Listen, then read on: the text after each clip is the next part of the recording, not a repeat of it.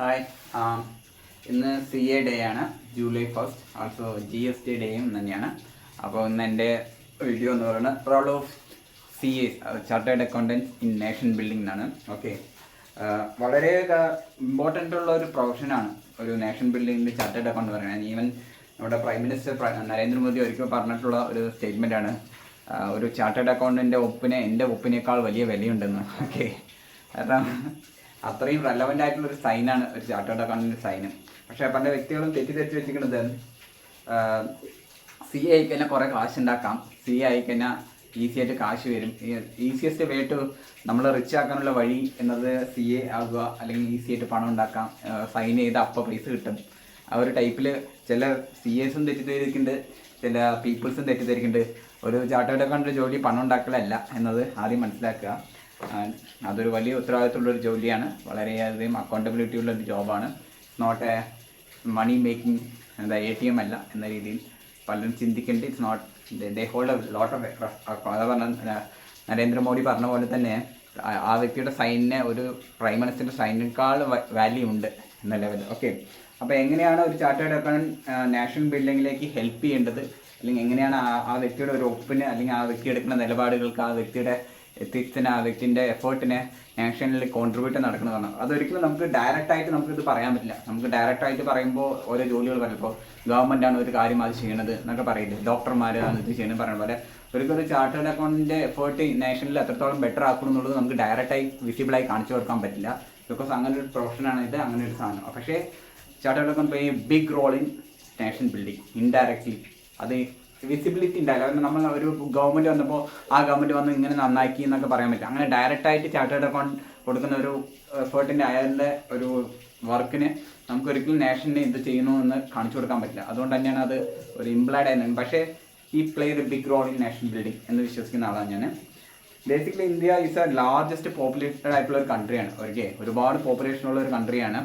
And ഇന്ത്യയിൽ റിസോഴ്സസും അതിനനുസരിച്ച് ഉണ്ട്. ഓക്കെ, ഒരു എക്സ്റ്റെൻറ്റ് വരെ റിസോഴ്സ് ഉണ്ട്. ബട്ട് ഇന്ത്യ നമ്മുടെ പോപ്പുലേഷൻ വെച്ച് കമ്പയർ ചെയ്യുന്ന സമയത്ത് റിസോഴ്സസ് കുറച്ച് ഷോർട്ടേജ് ആവും. അപ്പോൾ പ്രോപ്പറായിട്ട് റിസോഴ്സസിൻ്റെ അലോക്കേഷൻ നടന്നാൽ മാത്രമേ നമ്മുടെ നേഷൻ പ്രോപ്പറായിട്ട് ഗവേൺ ചെയ്ത് പോകാൻ പറ്റുള്ളൂ. ഓക്കെ, റിസോഴ്സസിൻ്റെ പ്രോപ്പർ അലോക്കേഷൻ നടന്നില്ല എന്നുണ്ടെങ്കിൽ ഒബ്വിയസ്ലി നേഷൻ സഫർ ചെയ്യും. ഈവൻ നമ്മുടെ നേഷനിൽ ഒരുപാട് പോവർട്ടി ബിലോ പീപ്പിൾസ് ഉണ്ടാകുന്ന കാരണം തന്നെ ആ ഒരു അലോക്കേഷൻ പ്രോപ്പർ ആകാത്തതുകൊണ്ടാണ്. ഓക്കെ, അപ്പോൾ എങ്ങനെയാണ് റിസോഴ്സസിൻ്റെ അലോക്കേഷൻ പ്രോപ്പർ ആകാതെ പോകുന്നത് എന്ന് നമുക്ക് ചിന്തിക്കാം എന്ന ഒരു കാര്യമാണ്. ഓക്കെ, കാരണം നമ്മുടെ നേഷനിൽ ഒരു റിസോഴ്സ് യൂസ് ചെയ്ത് കഴിഞ്ഞാൽ, അതായത് basically India is a democracy പറഞ്ഞാൽ എന്താ, by the people for the people of the people. Okay, ജനങ്ങൾ അവരെ ഭരിക്കാൻ, അവരെ ഗവേൺ ചെയ്യാൻ വേണ്ടിയിട്ട് ഒരു ഗവൺമെൻറ്റിനെ സെലക്ട് ചെയ്യണം. ഓക്കെ, എന്നിട്ട് ഗവൺമെൻറ്റാണ് ഓരോരുത്തർക്കും വെൽഫെയറും അല്ലെങ്കിൽ ഗ്രോത്ത് ഇങ്ങനെയുള്ള ഒരുപാട് കാര്യങ്ങൾ ചെയ്തു കൊടുക്കേണ്ടത്.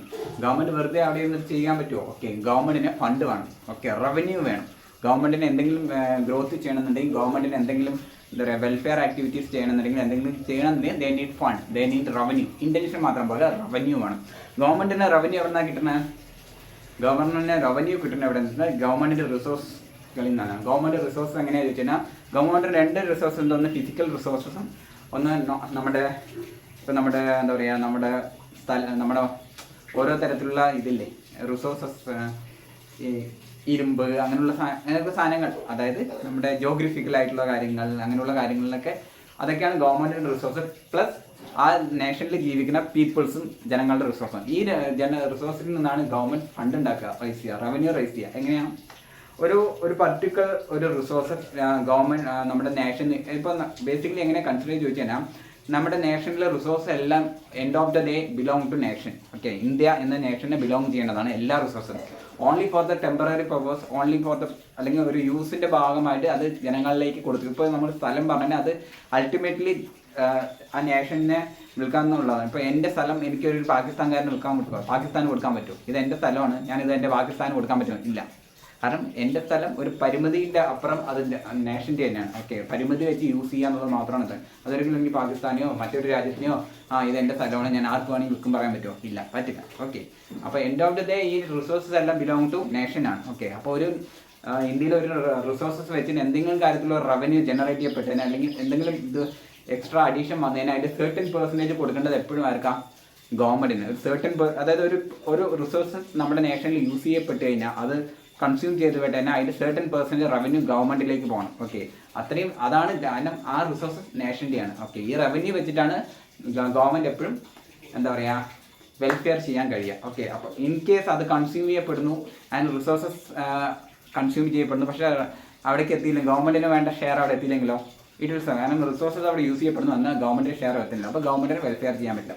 ഇങ്ങനെ ഒരു റോള് വരുന്ന സമയത്താണ് ഒരു ചാർട്ടേഡ് അക്കൗണ്ട് റോള് മികച്ചതായി മാറുന്നു. Okay, very important role. Okay, കാരണം ഗവൺമെൻറ്റിൻ്റെ വെൽഫെയർ ചെയ്യാൻ വേണ്ടി യു നീഡ് റവന്യൂ.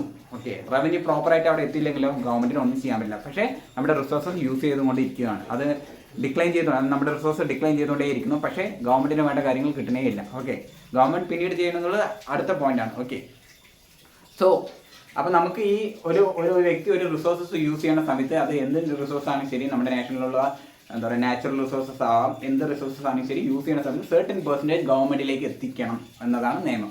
അപ്പോൾ ഹൂ വിൽ വെരിഫൈ ദിസ് എന്നതാണ് ചോദ്യം.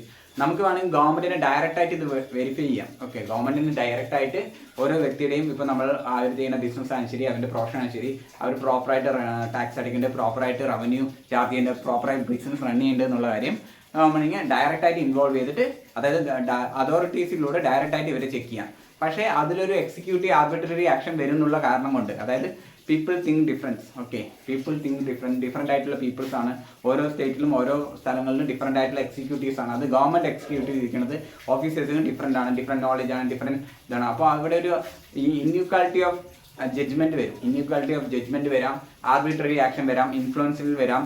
അപ്പോൾ തെറ്റായ രീതിയിൽ ഒരു ടാക്സ് സിസ്റ്റം വർക്ക് ചെയ്യപ്പെടാന്നുള്ളതുകൊണ്ട് തന്നെ ഗവൺമെൻറ് അങ്ങനെ ഡയറക്റ്റ് ഇൻവോൾവ്മെൻറ്റ് ചെയ്യാൻ വില്ലിങ് അല്ല. ഓക്കെ, അപ്പോൾ ഡയറക്റ്റായിട്ട് ഒരിക്കലും മറ്റൊരാളുടെ അല്ലെങ്കിൽ നമ്മുടെ ഒരു അസസിയുടെ ഇത് ചെക്ക് ചെയ്യാൻ ഗവൺമെൻറ്റിന് അപ്പോൾ ഒരു ഇൻഡിപെൻഡൻ്റ് ആയിട്ടുള്ള ഒരു ഏജൻറ്റ് വേണം. ഇൻഡിപെൻഡൻറ്റ് ഏജൻറ്റ് എന്ന് പറയുമ്പോൾ ഒരു പേഴ്സൺ ഇൻഫ്ലുവൻഷ്യൽ അല്ലാത്ത പേഴ്സൺ ആണ്. Okay, is independent from government, independent from the client. Okay, രണ്ടിനും ഇൻഡിപെൻഡൻ്റ് ആയ ഒരു വ്യക്തിയെ വേണം.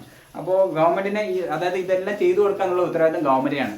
അപ്പോൾ ഗവൺമെൻറ്റിൻ്റെലാണ് പവർ ഉള്ളത്. അപ്പോൾ ഗവൺമെൻറ് എന്താ ചെയ്യണം, ഈ പവർ ട്രാൻസ്ഫർ ചെയ്യണം മറ്റൊരു വ്യക്തിയിലേക്ക്. ഓക്കെ, ഇൻഡിപെൻഡൻറ്റ് അതായത് ഗവൺമെൻറ് അതിന് ഡയറക്റ്റായി ഇൻവോൾവ് ചെയ്തതിനാൽ അത് റോങ് ആയി പോകാനുള്ള സ്പേസ് ഉണ്ട്, എന്ന് ഇൻഇക്വാലിറ്റി വരാം. ഓക്കെ, ഇപ്പോൾ ഒരേ കാര്യത്തിന് ഡിഫറെൻറ്റ് സ്റ്റേറ്റിൽ ഡിഫറെൻറ്റ് പ്ലേസുകളിൽ ഡിഫറെൻറ്റ് ജഡ്ജ്മെൻറ്റ് നടക്കും. അപ്പോൾ ഇൻഇക്വാലിറ്റി വരാം, ഇൻകം ഇൻഇക്വാലിറ്റി വരാം, ഇങ്ങനെയൊക്കെ സംഭവിക്കുന്നതുകൊണ്ട് എല്ലാ സ്റ്റേറ്റിലും എല്ലാ സ്ഥലത്തും ഒരു കാര്യത്തിന് ഒരേപോലെ ജഡ്ജ് ചെയ്യപ്പെടണം.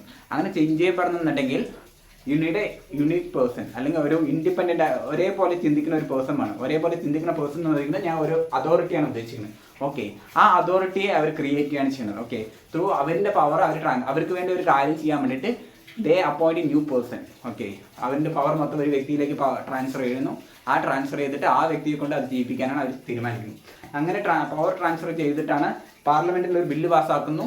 ഓക്കെ, ഒരു പവർ ട്രാൻസ്ഫർ എപ്പോഴും നടക്കണം എങ്ങനെയാണെന്ന് ചോദിച്ചു കഴിഞ്ഞാൽ പാർലമെൻറ്റിൽ ബില്ല് പാസ്സാക്കും, അതിനുശേഷം ഒരു പുതിയ അതോറിറ്റി അവർ ക്രിയേറ്റ് ചെയ്യും. അങ്ങനെ ക്രിയേറ്റ് ചെയ്ത് വന്ന അതോറിറ്റിയാണ് ICAI,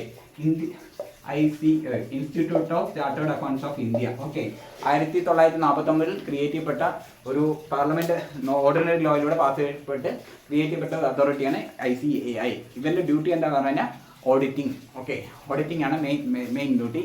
അതായത് നമ്മുടെ രാജ്യത്തിലെ എക്കണോമിക്കൽ ആക്ടിവിറ്റീസിന്റെ ക്രെഡിബിലിറ്റി ചെക്ക് ചെയ്യാനുള്ള ഉത്തരവാദിത്തം ഇവർക്കാണ്. ഓക്കെ, എത്രത്തോളം അത് ക്രെഡിബിൾ ആണെന്നുള്ളത് ചെക്ക് ചെയ്യാനുള്ള ഉത്തരവാദിത്തം ICAI അതോറിറ്റിയാണ്. അതിനെ റെപ്രസെന്റ് ചെയ്യുന്ന മെമ്പേഴ്സിനെയാണ്. ഓക്കെ, സോ ഗവൺമെന്റ് അവന്റെ പവർ ട്രാൻസ്ഫർ ചെയ്ത് കഴിഞ്ഞു. ആർക്കാ ഗവൺമെന്റിന്റെ പവർ വരുന്നത് ആരാ? കോൺസ്റ്റിറ്റ്യൂഷൻ. ഓക്കെ, അതേ പവർ മറ്റൊരാൾക്ക് ട്രാൻസ്ഫർ ചെയ്യാൻ പറയുന്നത് ആരാ? കോൺസ്റ്റിറ്റ്യൂഷൻ. അപ്പോൾ കോൺസ്റ്റിറ്റ്യൂഷൻ പ്രകാരമായ ഒരു പവർ ICAIയിലേക്ക് എത്തുകയാണ്. ICAIയിലൂടെ ICAIയുടെ മെമ്പർ ലിസ്റ്റിലേക്ക് ആ പവേഴ്സ് എത്തുകയാണ്. ഓക്കെ, ICAIയിലൂടെ ആ പവേഴ്സ് മെമ്പേഴ്സിലേക്ക് എത്തുകയാണ്. ഓക്കെ, മെമ്പേഴ്സിന് അതിൻ്റെ വ്യക്തിപരമായ ചെയ്യാൻ പറ്റുമോ? ഇല്ല. നമുക്ക് നമ്മുടെ ഒരു ജനറലായിട്ട് പോയിന്റ് ഓഫ് വ്യൂ ആണ്, with great power it come great responsibility. Power കൂടുന്തോറും നമ്മുടെ റെസ്പോൺസിബിലിറ്റികളും കൂടിക്കൊണ്ടേയിരിക്കും. ഓക്കെ, അപ്പം ഇൻ കേസ് നമ്മുടെ കയ്യിൽ പവർ ഉണ്ടെന്നുണ്ടെങ്കിൽ അതിനർത്ഥം ഒരേ ഒരു അർത്ഥമുള്ളൂ, നമുക്ക് റെസ്പോൺസിബിലിറ്റി ഉണ്ടെന്ന്. ഓക്കെ, നമുക്ക് പവർ ഇല്ലാന്നുണ്ടെങ്കിൽ അതിനർത്ഥം നമുക്ക് റെസ്പോൺസിബിലിറ്റി ഇല്ലാന്ന്. അപ്പോൾ if you are feeling you have A power, നമുക്ക് പവർ ഉണ്ടെന്നുണ്ടെങ്കിൽ അതിനർത്ഥം നിങ്ങളുടെ കയ്യിൽ റെസ്പോൺസിബിലിറ്റി ഉണ്ട്. ഒരിക്കലും പവർ എലോണായി ചിന്തിക്കരുത്. പവർ പ്ലസ് റെസ്പോൺസിബിലിറ്റി അല്ലെങ്കിൽ പവർ ഈക്വൽ ടു റെസ്പോൺസിബിലിറ്റിയാണ്. ഓക്കെ, ഓട്ടോമാറ്റിക്കലി ഇതാ ഒരു CA അവിടെ പവർഫുൾ ആവുന്ന സമയത്ത് ഒരു ചാർട്ടേഡ് അക്കൗണ്ടന്റ് പവർഫുൾ ആയിട്ടുള്ള പൊസിഷനായി മാറാണ്. എങ്ങനെയാണ് പൊസിഷൻ ആവുന്നത്? ഇന്ത്യയിൽ ആരാണ് പവർഫുൾ നോട്ട് പവർഫുൾ എന്ന് തീരുമാനിക്കുന്ന ആരാന്ന് നോക്കിയോ? ഇന്ത്യയിലെ പവർഫുൾ പേഴ്സൺ ആരാണ്? നോട്ട് പവർഫുൾ ഉപയോഗിക്കുന്ന പീപ്പിൾസ്. ഒരുപക്ഷെ എന്താ പറയുക, മീഡിയാസ് അല്ല, ന്യൂസ് പേപ്പേഴ്സ് അല്ല, പൊളിറ്റീഷ്യൻസ് അല്ല, ഇവരാരും അല്ല. ഇന്ത്യയിൽ ആരാണ് പവർഫുൾ എന്ന് ഡിസൈഡ് ചെയ്യുന്നത്? കോൺസ്റ്റിറ്റ്യൂഷനാണ്. ഓക്കെ, ഇന്ത്യയിലെ കോൺസ്റ്റിറ്റ്യൂഷൻ ഡിസൈഡ് ചെയ്യുന്നു who is powerful, who is not powerful. ഇന്ത്യയിൽ prime minister is more powerful than president എന്ന് പറയുന്നത് ജനങ്ങൾ പറഞ്ഞതുകൊണ്ടോ മീഡിയ പറഞ്ഞതുകൊണ്ടോ പേപ്പർ പറഞ്ഞതുകൊണ്ടോ അങ്ങനെ ആയതല്ല, കോൺസ്റ്റിറ്റ്യൂഷൻ പറഞ്ഞു തന്നിരിക്കുന്നതാണ്. ഓക്കെ, കോൺസ്റ്റിറ്റ്യൂഷൻ പറയും this person is powerful, this person is not lesser powerful എന്ന് പറയുന്നത്. കോൺസ്റ്റിറ്റ്യൂഷനാണ് decide who is more powerful എന്ന്. അപ്പോൾ ഇന്ത്യയിൽ കോൺസ്റ്റിറ്റ്യൂഷൻ പ്രകാരം ഒരു അതോറിറ്റി, അതായത് ICA അതോറിറ്റി പവർഫുള്ളായി മാറുകയാണ്. ഓട്ടോമാറ്റിക്കലി അതിന് പ്രതിനിധാനം ചെയ്യുന്ന മെമ്പർ പവർ. അപ്പോൾ ഇന്ത്യയിൽ പവർഫുള്ളായിട്ട് ഒരു ചാർട്ടേഡ് അക്കൗണ്ടിൽ പവർ പ്രൊവൈഡ് ചെയ്യുന്ന ആരും ചോദിച്ചാൽ ഇന്ത്യയിൽ കോൺസ്റ്റിറ്റ്യൂഷനാണ്. കോൺസ്റ്റിറ്റ്യൂഷൻ പ്രകാരമുള്ള നിയമമാണ് ഒരു CAക്ക് പവർ ഉണ്ട്. Okay, automatically CA become power. ഒരു CA ബിക്കം പവർ ആവുന്നത് ഏതെങ്കിലും ഒരു എക്സാം പാസ്സായിട്ടല്ല ഞാൻ ഉദ്ദേശിക്കുന്നത്. Not because of passing exam, not because of അയാൾക്ക് എന്തെങ്കിലും കഴിവുള്ളതുകൊണ്ടോ അയാൾക്ക് എന്തെങ്കിലും സ്കില്ലുള്ളതുകൊണ്ടോ അല്ല അയാൾ പവർഫുൾ ആയത്. CA become powerful because constitution said he is powerful. Okay, constitution പറയുന്നു ആ വ്യക്തി പവർഫുൾ ആണ്, ആ വ്യക്തിക്ക് ഇത്ര ഉത്തരവാദിത്തങ്ങളുണ്ട്, അതുകൊണ്ട് ഈ വ്യക്തി ഇത്ര പവർഫുൾ ആണ്. അപ്പോൾ കോൺസ്റ്റിറ്റ്യൂഷനാണ് ഒരു ചാർട്ടേഡ് അക്കൗണ്ടിനെ പവർഫുൾ ആക്കി മാറ്റിയത്. കോൺസ്റ്റിറ്റ്യൂഷൻ ആരെങ്കിലും വെറുതെ പവർഫുൾ ആക്കി മാറ്റുമോ? നോ. കോൺസ്റ്റിറ്റ്യൂഷൻ ഏതെങ്കിലും ഒരു വ്യക്തിയെ പവർഫുള്ളായി മാറ്റുന്ന സമയത്ത് ഓട്ടോമാറ്റിക്കലി ആ വ്യക്തിക്ക് ഉത്തരവാദിത്തങ്ങളും കൊടുക്കും. Okay, you have to do this certain thing, നിങ്ങൾ ചെയ്യണം എന്ന രീതിയിൽ. അപ്പോൾ ആ ഡ്യൂട്ടികളും കൂടെ തന്നെ പോയിട്ടുണ്ടാകും. Okay, then the practical situation വരുന്നത്. പ്രാക്ടിക്കൽ സിറ്റുവേഷൻ വരുന്ന സമയത്ത് യു നീഡ്, അതായത് ഒരു ചാർട്ടേഡ് അക്കൗണ്ട് എടുക്കുന്ന സ്റ്റാൻഡിനനുസരിച്ച് വേണം നമ്മുടെ സ്റ്റേറ്റിൽ റവന്യൂ ജനറേറ്റ് ചെയ്യുക. ഇതിന് ടാക്സ് വേണോ, ഇങ്ങനെ വേണോ, ഇങ്ങനെ നമ്മൾ എടുക്കുന്ന സ്റ്റാൻഡിനനുസരിച്ച് റവന്യൂവിൻ്റെ ഇത് മാറിക്കൊണ്ടേയിരിക്കും. ഇങ്ങോട്ട് തിരിയാം അങ്ങോട്ട് തിരിയാം. ഓക്കെ, നമ്മൾ എവിടേക്ക് ഫേവറേറ്റ്, നമ്മുടെ ലോയാലിറ്റി എവിടേക്ക് ഷിഫ്റ്റ് ചെയ്യണം എന്നതിൻ്റെ ബേസിലായിരിക്കും അവിടുത്തെ റവന്യൂ നടക്കുക. Okay, for example we have രണ്ട് മെയിനായിട്ടുള്ള പീപ്പിൾസാണ് നമ്മൾ അവിടെ ഡീൽ ചെയ്യേണ്ടി വരിക. ഒന്ന് നമുക്ക് പവർ തന്ന വ്യക്തി, ഹൂ ഗിവൻ യു പവർ. ഒരു ചാർട്ടേഡ് അക്കൗണ്ടിന് പവർ കൊടുക്കുന്നത് constitution. Okay, chartered account depend ചെയ്ത് നിൽക്കുന്നത് ഒരു ക്ലയൻറ്റിനെയാണ്. ഓക്കെ, ഈ വ്യക്തിക്ക് എക്കണോമിക്കൽ പവർ തരുന്നത് ഒരു ക്ലയൻ്റ് ആയിരിക്കും, എന്നാൽ ഒറിജിനൽ പവർ തന്നിട്ടുള്ള ആരാ?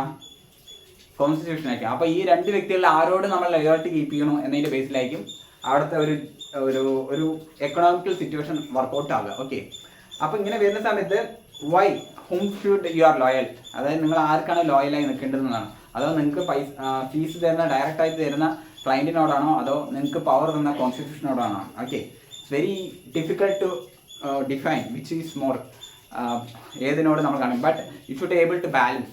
നമ്മൾ ഏത് പ്രൊഫഷനിൽ നിൽക്കുന്ന സമയത്ത് you should able to balance your duty and other things. Okay, നമ്മുടെ ഡ്യൂട്ടിയും റെസ്പോൺസിബിലിറ്റിയും നമ്മുടെ അക്കൗണ്ടബിലിറ്റിയും മറ്റൊരു കാര്യം വെച്ച് ബാലൻസ് ചെയ്യാൻ നമ്മൾ പഠിച്ചിട്ടുണ്ടാവണം.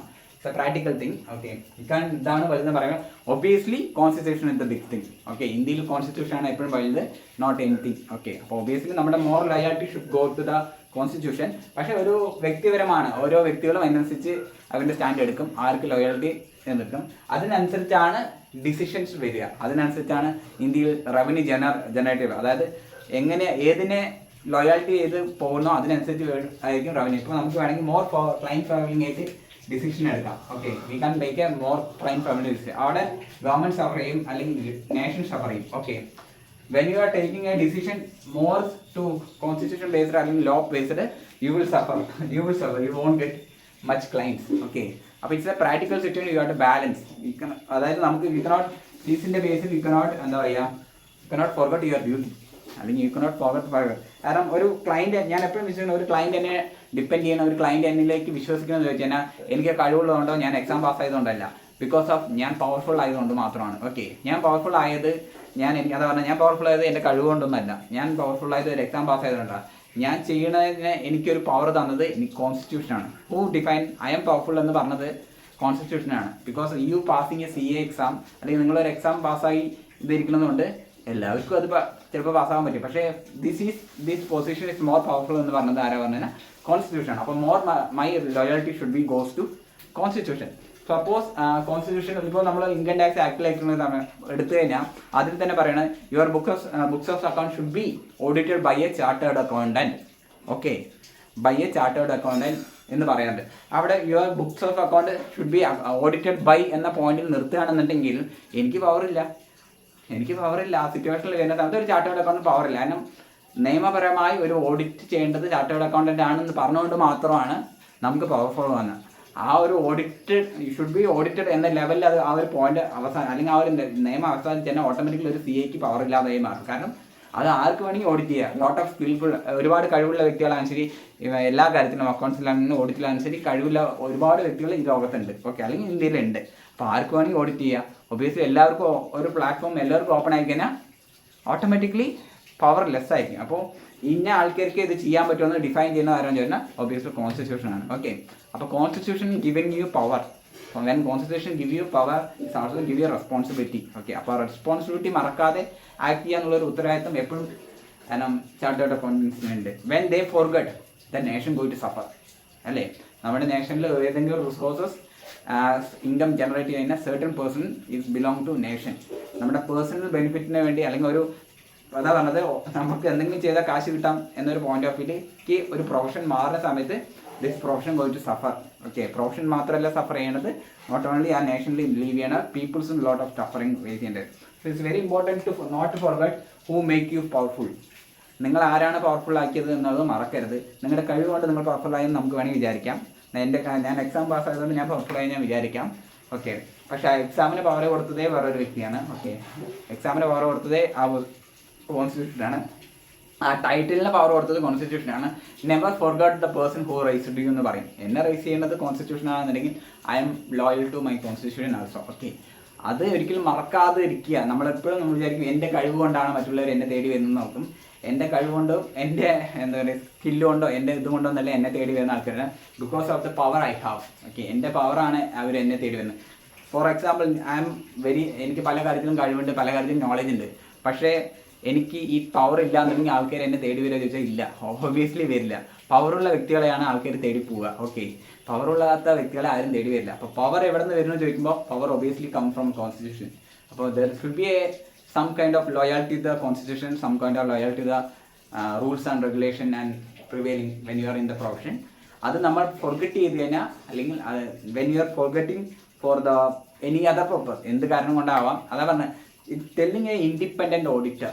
ഓക്കെ, ഇൻഡിപെൻഡൻസി, അവിടെ ഇൻഡിപെൻഡൻറ്റ് ഓഡിറ്റർ എന്ന് പറയുന്നതിന് വലിയൊരു റെലവൻസ് ആയിട്ടുള്ള പോയിന്റ് വരാൻ കാരണം you are appointed by the government to work for them for certain amount of economical and other benefit. Okay, you are appointed by the government. പക്ഷേ directly നമ്മളെ appoint ചെയ്യുന്നത് ആരാ? ഡയറക്റ്റ്ലി അപ്പോയിൻറ്റ് ചെയ്യുന്നത് നമ്മളെപ്പോഴും client ആയിരിക്കും. Okay, indirectly നമുക്ക് power തന്നെ appoint ചെയ്യുന്നത് എപ്പോഴും ഗവൺമെൻറ് ആയിരിക്കും അല്ലെങ്കിൽ കോൺസ്റ്റിറ്റ്യൂഷൻ ആയിരിക്കും. പക്ഷേ നമ്മൾ ഡയറക്റ്റ്ലി ഡിപ്പെൻഡൻ്റ് ആയി നിൽക്കുന്നത് ക്ലയൻറ്റിനായിരിക്കും. പക്ഷേ you should able to balance the thing.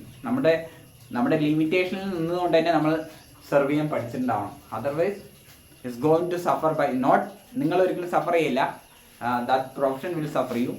അല്ലെങ്കിൽ ആ പ്രൊഫഷൻ സഫർ ചെയ്യും. ആ പ്രൊഫഷൻ സഫർ ചെയ്ത് തന്നെ ഓട്ടോമാറ്റിക്കായിട്ട് നേഷൻ സഫർ ചെയ്യും. നേഷൻ സഫർ ചെയ്ത് തന്നെ എൻഡ് ഓഫ് ദി ഡേ അത് തിരിച്ച് നിങ്ങളിലേക്ക് തന്നെ എത്തിച്ചേരും ആ suffering. So B A very good chartered accountant, B within the ethics. നമ്മുടെ എത്തിക്സ് ആണെങ്കിൽ ശരി, എന്ത് അതായത് നമ്മളൊരു പവർ തരുമ്പോൾ തന്നെ എന്ത് ചെയ്യണം എന്നതുകൂടി എഴുതി തന്നിട്ടുണ്ടാവും. ഇങ്ങനെയാണ് നിങ്ങൾ ചെയ്യേണ്ടത്. നമ്മളൊരു നോർമൽ പേഴ്സൺ ആയിട്ട് നമുക്ക് ഓൾമോസ്റ്റ് അൾട്ടിമേറ്റ് ഫ്രീഡം ഉണ്ട്. നമുക്ക് തോന്നുന്നതെല്ലാം നമുക്ക് ചെയ്യാം, നമുക്ക് തോന്നുന്ന പോലെ. ഇപ്പോൾ എൻ്റെ ഫ്രണ്ടിൻ്റെ കാര്യമാണ് ശരി, എൻ്റെ ഫാമിലിയുടെ കാര്യമാണ് ശരി, ഞാൻ എൻ്റെ ഇഷ്ടത്തിന് ഞാൻ ചെയ്യാം, അങ്ങനെയാണ് ഇങ്ങനെയാണ്. But once you are achieve some power, it automatically ഇങ്ങനെ ചെയ്യാൻ പറ്റുമെന്ന് എഴുതി വെച്ചിട്ടുണ്ട്. You must do this. അതായത് നമ്മൾ ഇതേ ചെയ്യാൻ പറ്റുള്ളൂ, ഇത് ചെയ്യാൻ പറ്റില്ല എന്ന് ഓട്ടോമാറ്റിക്കലി അത് ഡിഫൈൻ ചെയ്ത് വെച്ചിട്ടുണ്ട്. അതുകൊണ്ടാണ് നമുക്ക് ആ പവർ നമ്മളിലേക്ക് എത്തിച്ചേരുന്നത്. ആ പവറിനെ പ്രോപ്പറായിട്ട് യൂസ് ചെയ്യുക, ആ പവറിനോട് റെസ്പെക്റ്റ് കൊടുക്കുക. ആ പവർ ഇറ്റ്സ് സംതിങ് നോട്ട് എന്താ പേഴ്സണലൈസ്ഡ് ആയിട്ട് എടുക്കാതിരിക്കുക. നമ്മുടെ പേഴ്സണൽ ബെനിഫിറ്റിന് വേണ്ടി പവർ മിസ്യൂസ് ചെയ്യാതെ നോക്കുക. It's very important for the profession. നിങ്ങൾ ഒരു മികച്ച സ്കില്ലുള്ള വ്യക്തിയാകാം, it's okay fine, but when how much you are loyal to the profession, it's very important to raise the profession.